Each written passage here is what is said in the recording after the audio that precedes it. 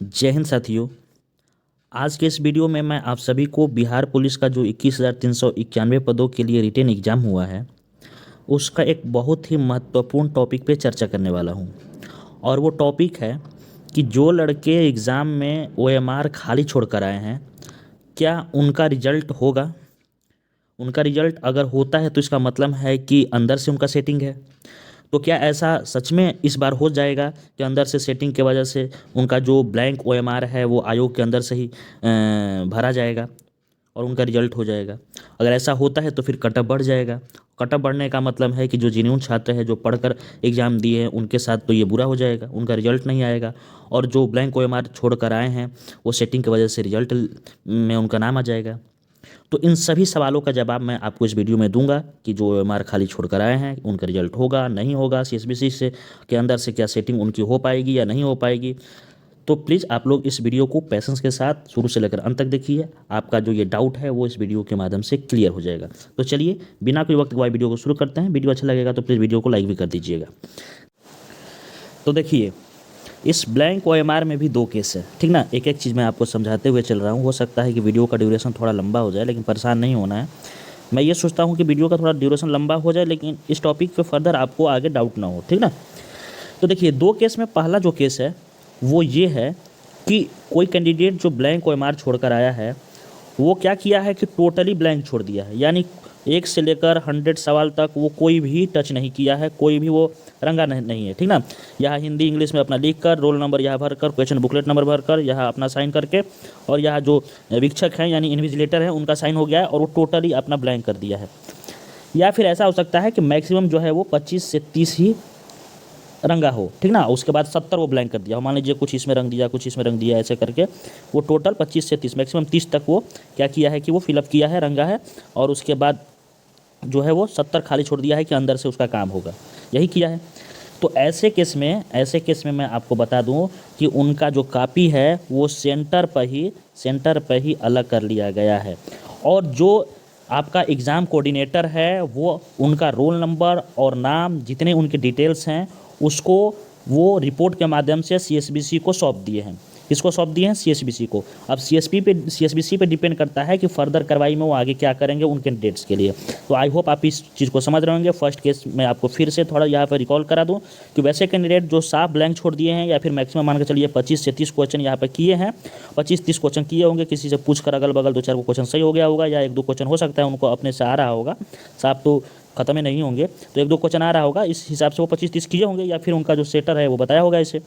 तो उनका कॉपी को क्या किया गया है कि उनका जो नाम होगा या फिर उनका रोल नंबर जो है क्वेश्चन बुकलेट के साथ वो जो है एग्ज़ाम कोऑर्डिनेटर वो अपने रिपोर्ट के माध्यम से सीएसबीसी को, मतलब पर डे जो एग्ज़ाम होता था तो रिपोर्ट सौंपी जाती है। एग्ज़ाम जो कोऑर्डिनेटर है वो रिपोर्ट सौंपते हैं, जहाँ भाई इतने अटेंडेंस रहा, इतने उपस्थित हुए लड़के, इतना एग्ज़ाम के लिए आपने पेपर भेजा था, इतने उपस्थित हुए, और इतने लड़के जो हैं वो अपना ओएमआर जो है ब्लैंक किए हैं, ठीक ना। तो आई होप इस चीज़ को समझे होंगे। बाकी आगे सीएसबीसी पर डिपेंड करता है कि फर्दर आगे क्या कार्रवाई करेगा, क्या एक्शन लेगा, ठीक।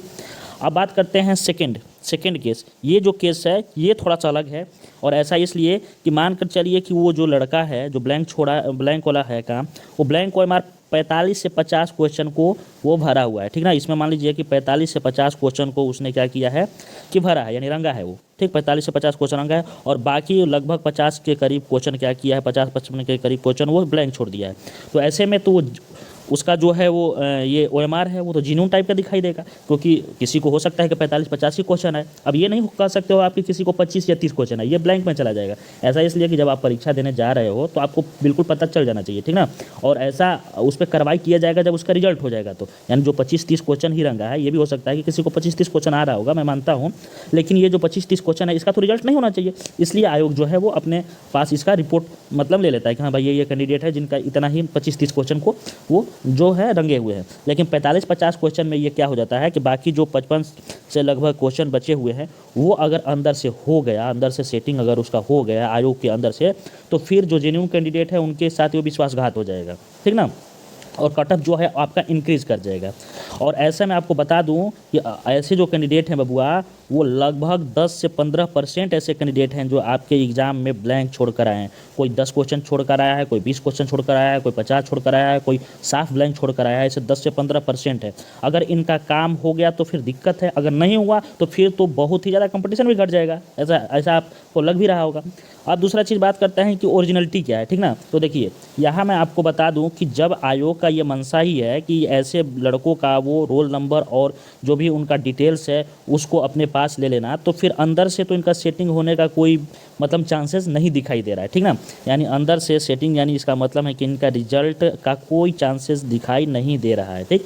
नो चांसेस, यहाँ क्या हो जाएगा, नो चांसेस, यानी जो भी ब्लैंक OMR छोड़ कर आए हैं उनके लिए इस बार की वैकेंसी में कोई भी चांसेस नहीं है, ठीक। दूसरा बात यह है कि ये सारी चीज़ें हैं, ये संपूर्ण जिम्मेदारी CSBC के ऊपर है और आपको CSBC पर भरोसा करना ही पड़ेगा। ऐसा इसलिए क्योंकि इसके अलावा और आपके पास कोई ऑप्शन भी नहीं बच जाता है, ठीक।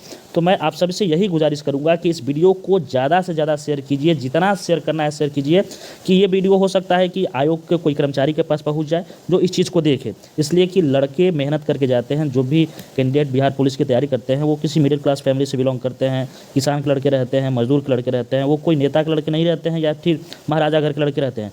जो सिपाही का तैयारी करेगा वो मिडिल क्लास की फैमिली, वो मिडिल से भी मिडिल क्लास की फैमिली से बिलोंग करता है। तो CSBC तो से यही आग्रह है कि प्लीज़ इस चीज़ को ध्यान दीजिएगा। और वैसे भी अंदर से काम नहीं हो पाएगा क्योंकि CSBC के चेयरमैन साहब बदल गए हैं, तो उनका रवैया भी अच्छा है, अच्छा खासा रवैया है। आप देखे ही होंगे कि इस बार पेपर किस मेथड से हुआ है, ऐसा पहली बार ऐसा हुआ है, ठीक ना।